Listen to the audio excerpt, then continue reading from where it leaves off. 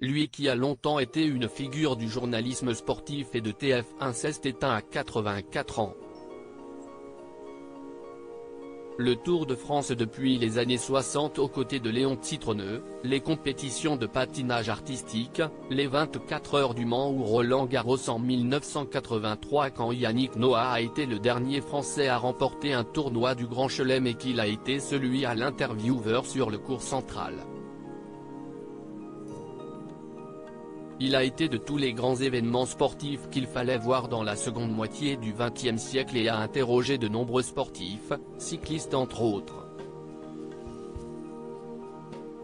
Jean-Michel Lilliot, journaliste français de renom qui était considéré comme une grande voix du sport, est mort dans la nuit de ce lundi à mardi à l'âge de 84 ans des suites d'une longue maladie.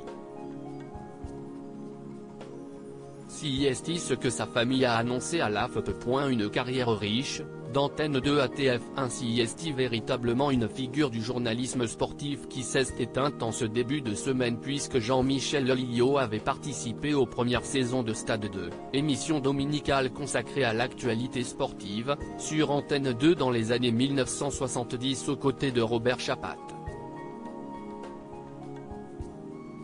Puis il avait rejoint TF1 en tant que directeur des sports et CIST finalement là où la majorité de sa carrière s'était effectuée. En effet, on se souvient de Jean-Michel Lilliot pour avoir présenté les journaux télévisés de la Une puis il en était devenu rédacteur en chef pour les éditions du matin et du week-end dans les années 80, notamment présenté par Claire Chazal. Une pluie d'hommages côté personnel, il a été l'ancien époux de Maryse Gildas, une grande voix de la station de Radio Europe 1 qui a ensuite épousé Philippe Gildas. Ensemble, ils ont une fille, Valérie, qui est aujourd'hui chanteuse et fondatrice du groupe de pop autour de Lucie revenue en 2021 avec un nouvel album.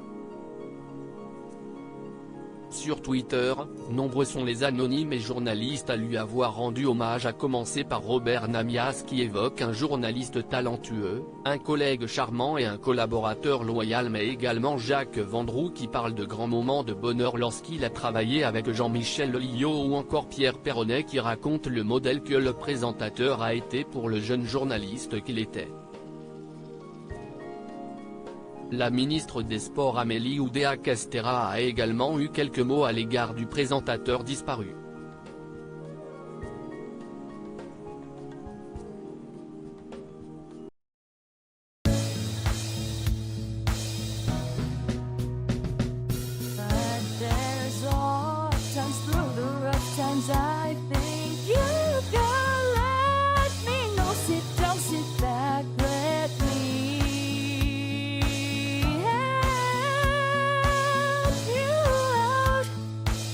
Step, I gotta see.